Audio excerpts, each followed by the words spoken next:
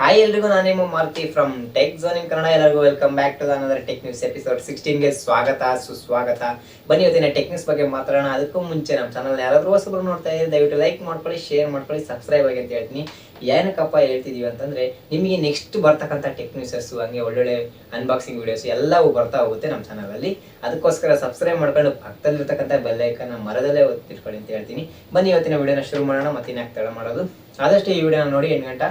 ಐವತ್ತು ವಿಡಿಯೋ ಎಲ್ಲರಿಗೂ ಇಷ್ಟ ಆಗುತ್ತೆ ಅನ್ಕೊಂತೀನಿ. ಬನ್ನಿ ಶುರು ಮಾಡೋಣ. ಮೊದಲನೇ ಟೆಕ್ನಿಕ್ಸ್ ಬಂದ್ಬಿಟ್ಟು UP ಕಡೆಯಿಂದ. UP ಗೊತ್ತಿರ್ಬೋದು ನಿಮಗೆ. UPಯ CM ಯಾರಪ್ಪ ಅಂತಂದ್ರೆ ಯೋಗಿ ಆದಿತ್ಯನಾಥ್. ಇವರು ಏನನ್ನ ಒಂದು ರೂಲ್ಸ್ ತಂದಿದಾರಪ್ಪ ಅಂತಂದ್ರೆ ಹೊಸ ರೂಲ್ಸ್ ತಂದಿದ್ದಾರೆ.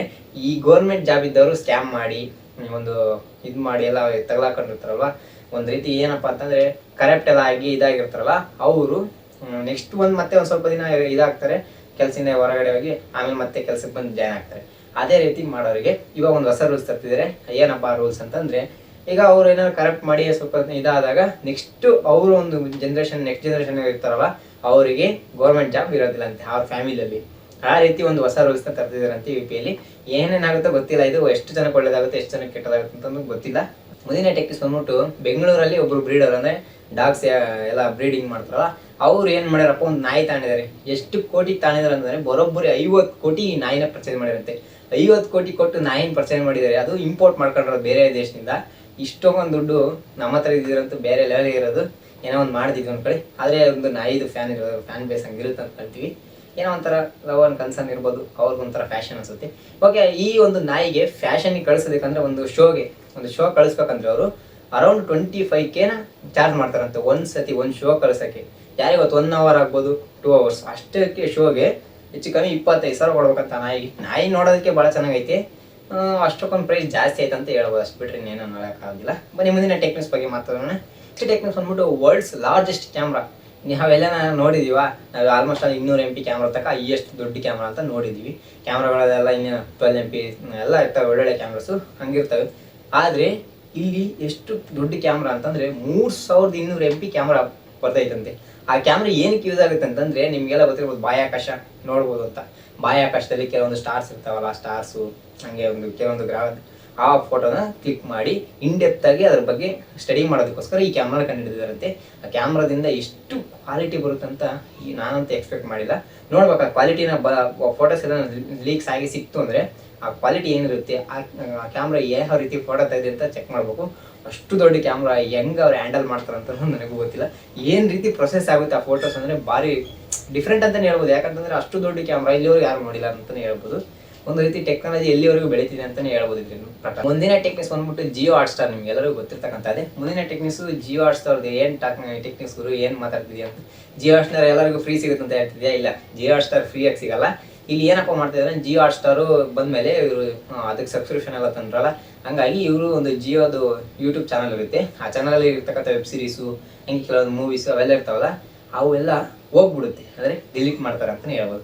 ಇದೇ May 1 ಇಂದ ಡಿಲೀಟ್ ಮಾಡ್ತೀವಿ ಅಂತ ಹೇಳಿದರೆ, ಹಂಗೆ ಅದೇ ಅವರೆಲ್ಲ ಅವನು ಜಿಯೋ ಹಾಟ್ಸ್ಟಾರಲ್ಲೇ ನೋಡಲಿ, ಅವ್ರದ್ದೇ ಸಬ್ಸ್ಕ್ರೈಬ್ ಆ್ಯಪ್ ಐತಿ, ಅದರಲ್ಲೇ ನೋಡಿದರೆ ನಮಗೆ ಒಳ್ಳೆ ಇನ್ಕಮ್ ಇರ್ಬೋದು. ಅದಕ್ಕೋಸ್ಕರ ಅವರು ಇದೇ ಆ್ಯಪಲ್ಲಿ ಅಂದರೆ ಯೂಟ್ಯೂಬಲ್ಲಿ ಇರ್ತಕ್ಕಂಥ ಎಲ್ಲ ವೆಬ್ ಸೀರೀಸ್ನೆಲ್ಲ ಇದು ಮಾಡ್ತಿದ್ದಾರೆ ಅಂತ ಹೇಳ್ತಿದ್ದಾರೆ. ಮುಂದಿನ ಟೆಕ್ನಿಕ್ಸ್ ಬಂದ್ಬಿಟ್ಟು ಹುವಾವೆ ಕಡೆಯಿಂದ. ಗೊತ್ತಿರ್ಬೋದು ನಿಮಗೆ, ಹುವಾವೆ ಅವರು ಒಂದು ಹೊಸ ಫೋನನ್ನು ಲಾಂಚ್ ಮಾಡಿದ್ದಾರೆ.